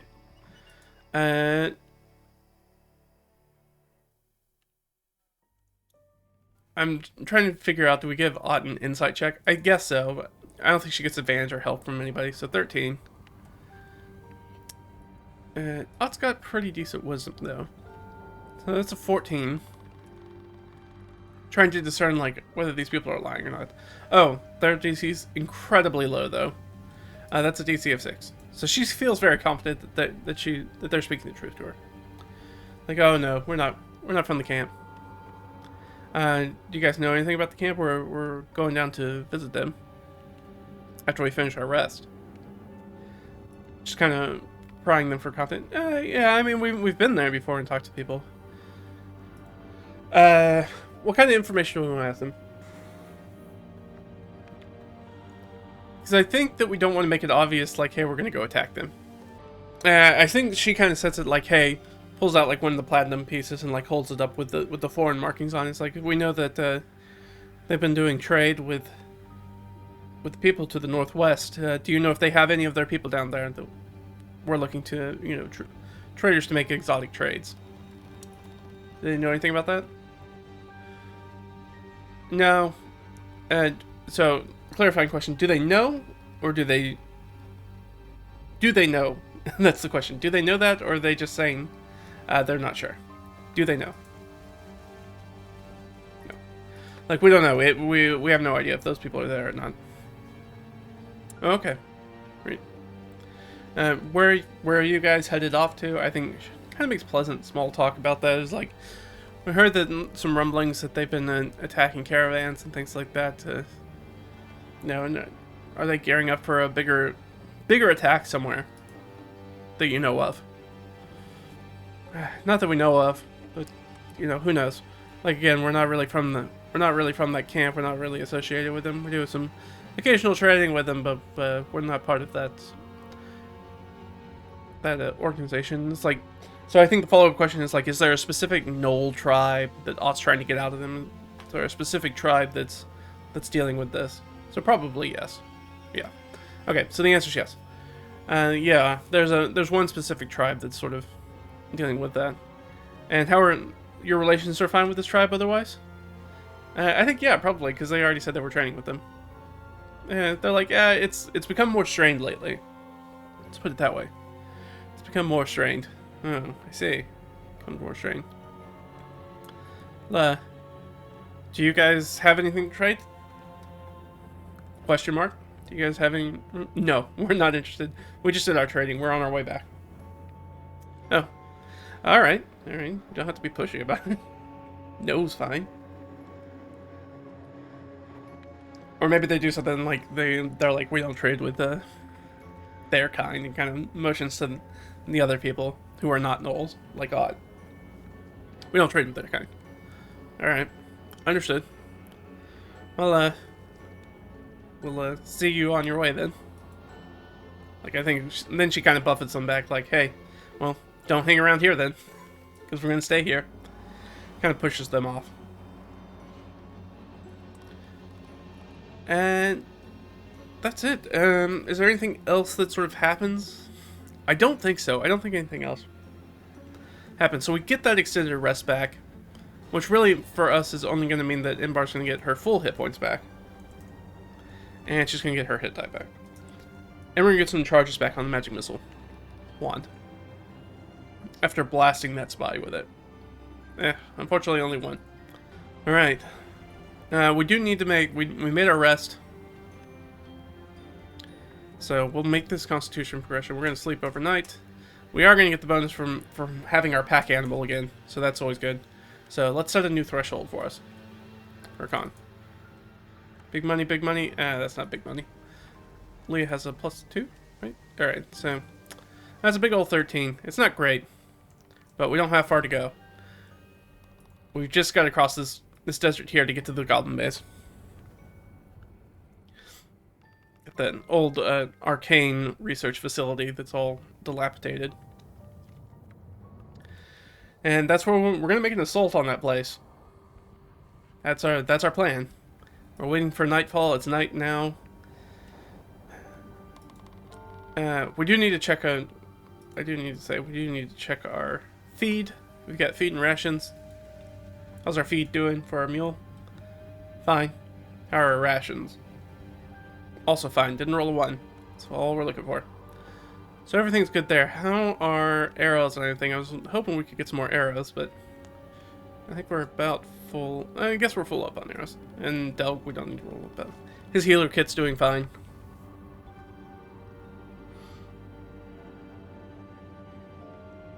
I guess I should have rolled because we did use it during the last encounter. So let me see if the healer kit's fine.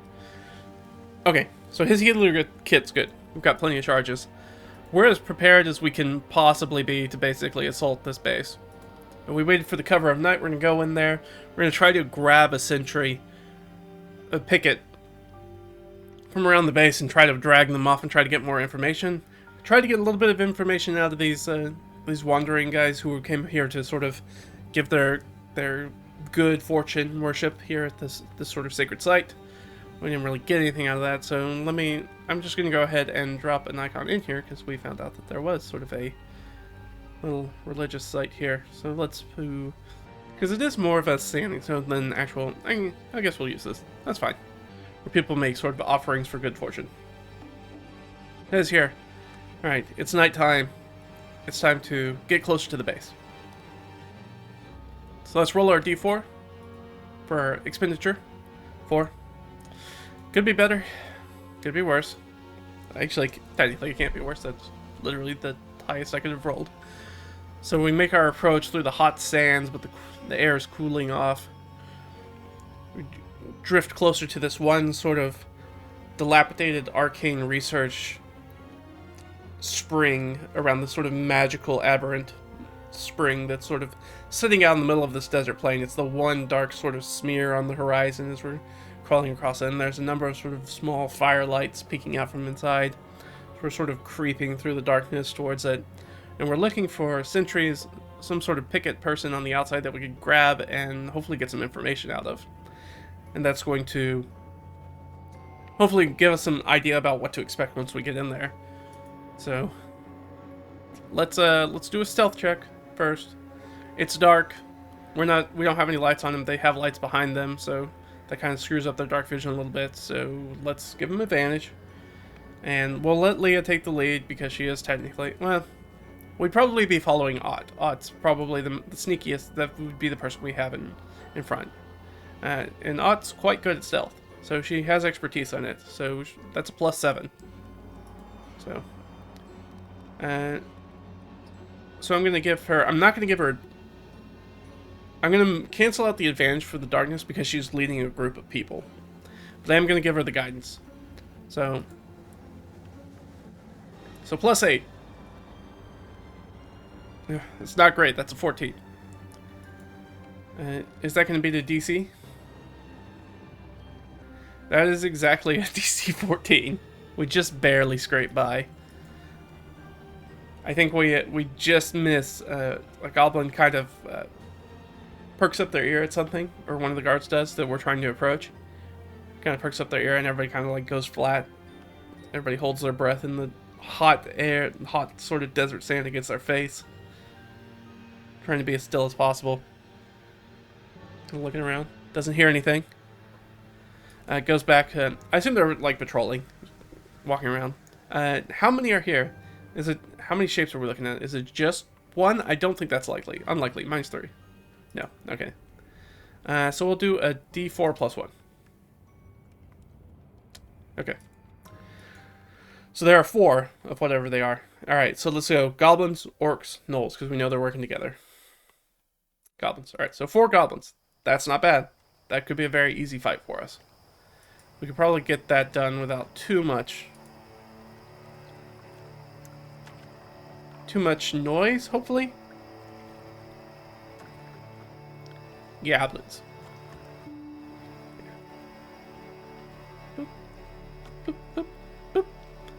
So that's trivial for us as level 4 adventurers.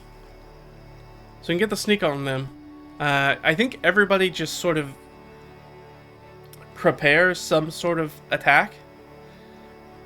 And we're just going to try to hit them with... we're going to try to kill 3 of them, and then we're going to try to scoop one of them and take them off.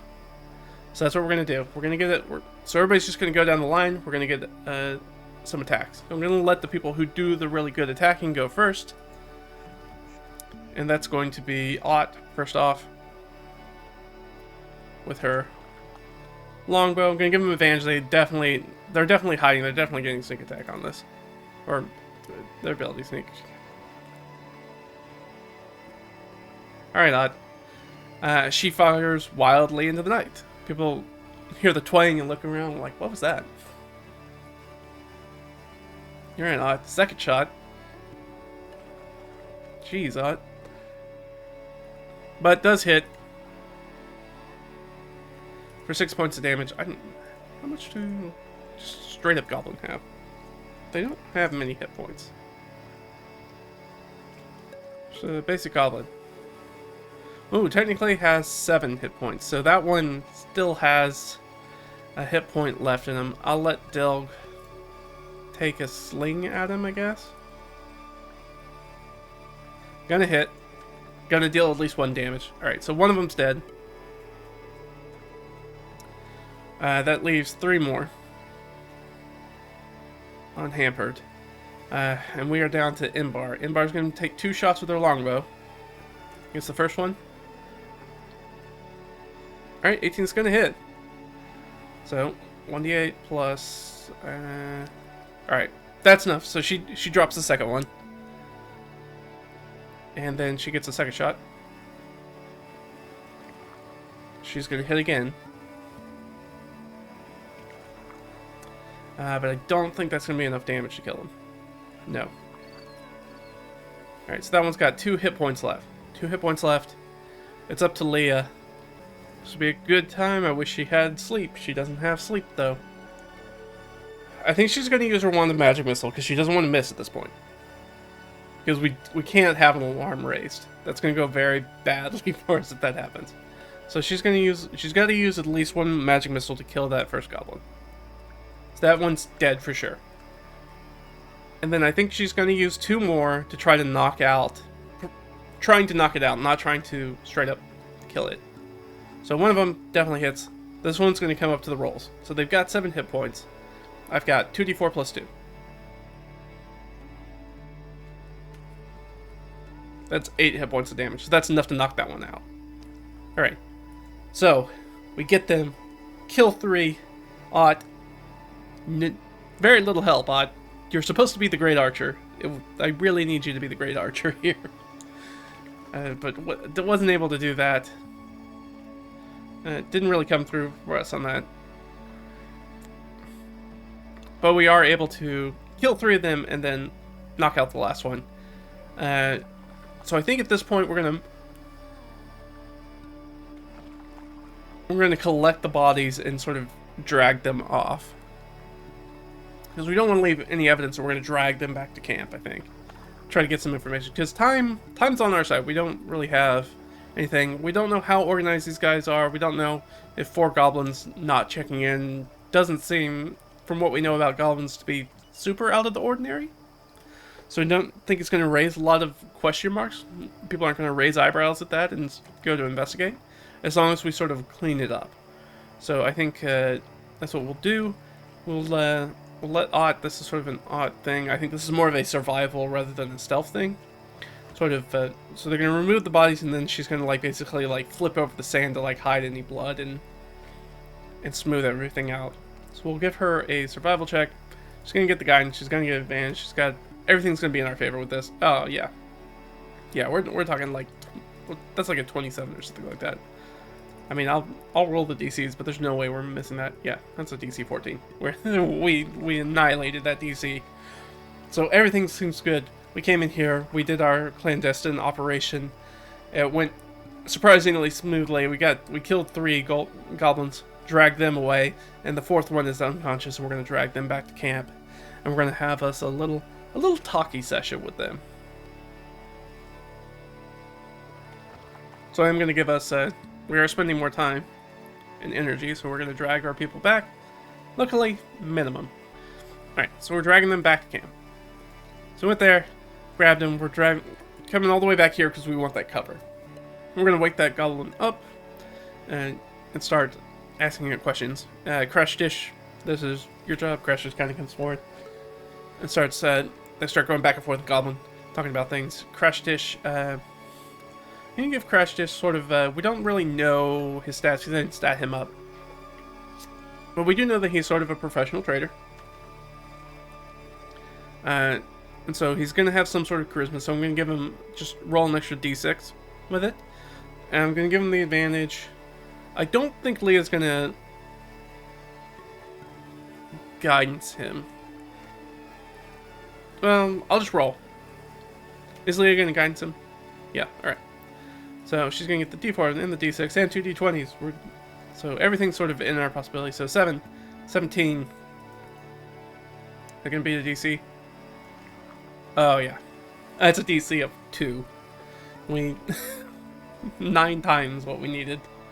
Or almost 9 times what we needed. So, yeah. We have this guy spooked. Quality of information, so we're pretty sure that he's going to give us accurate information to the best of his knowledge. He seems pretty intimidated. We're not going to let this goblin... I think we probably tell him that we're not going to kill him. And I think the Krashtish probably points him towards that hermit. It's like, hey, if you go to the hermit's hut, he'll help you up. He'll give you food, and he'll try to heal you up a little bit. And you know, we're good to our word, so please give us good information. What we will tell you is, don't go back to that goblin camp if you want to live. And we have like the 3 bodies of his buddies sort of laid out dead in our camp, or else you're gonna end up like these guys. And yeah, I think that goes well. Let me check the arrow supplies. Arrow supplies fine. Arrow supplies fine. Okay, so we don't need to worry about that aspect. So bring everybody back and ask him. So I'm just gonna roll sort of like a D100 to like how much information this guy has.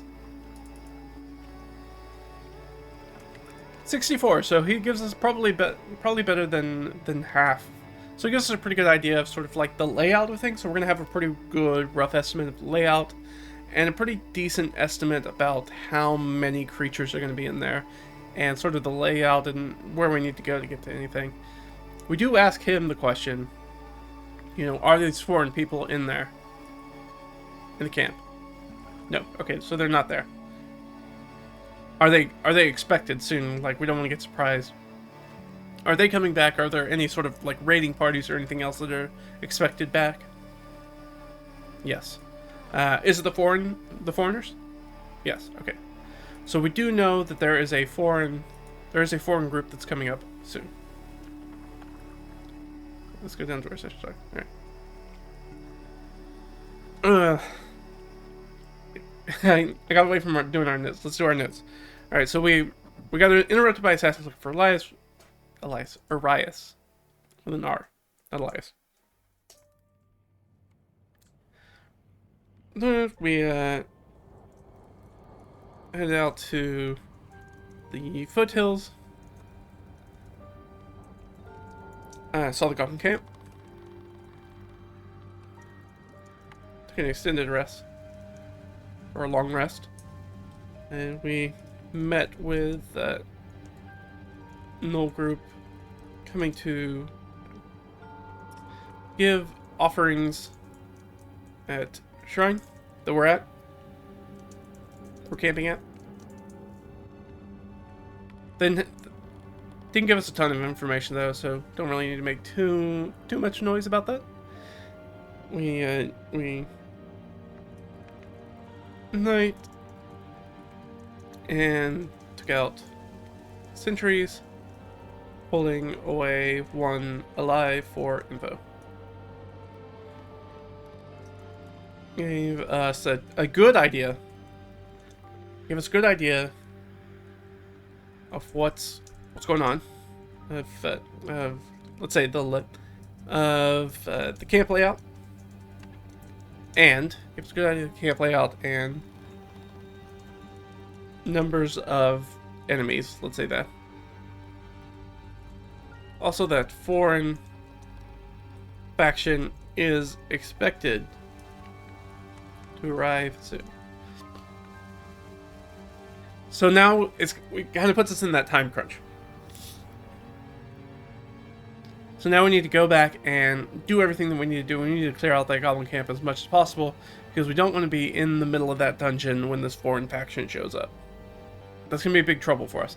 But ideally, in best case scenario, we run in there, we get everything taken care of, and we can lay us a little trap for them. And then depending on how many of this foreign faction show up, we can parlay with them, or we can ambush them and try to find out more about sort of why their sort of inclusion, with why they're making this confederacy of goblins and orcs and gnolls, and why they're paying them to do the things they're doing. Some more answers would be great, but not necessary. That's not our job. Our job is technically to clear out this camp. Is to basically make this issue go away. Is what Reeve Relendart has asked us to do. So that is sort of the plan. That's good, because it's going to give us a little pressure from an adventure standpoint. It's going to give us some time pressure. And that will be our sort of plan, I think, for next time. So next time we're going to start with the assault. In fact, I'm going to go ahead and make us do the travel back. So we release that goblin, set him on his way. And we're going to make the travel back. Okay, doesn't take much. Anything happen to us? No. We forgot to roll for gimbal. Let me do that. No. Alright, so we're good there. So, it just takes us one more point. So that's been really helpful for us. We're not really expending a lot of energy, which is good.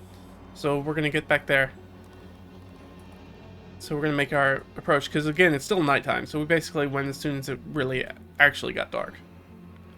So we can go back and make that assault. and try to hopefully disperse this camp as much as possible. And that's going to be our plan. And so what I'll do before we play next time is that I will figure out some sort of dungeon, essentially a dungeon for us to actually go through, and I'll figure out what to stock it with, and we'll do all that sort of thing. So you guys don't have to watch me do that, and then that way next time when we play, it'll actually just be our group going through it rather than watching me prep a dungeon, because that's not particularly interesting to watch. It's fun for me, but I don't think it's particularly fun for a viewing experience.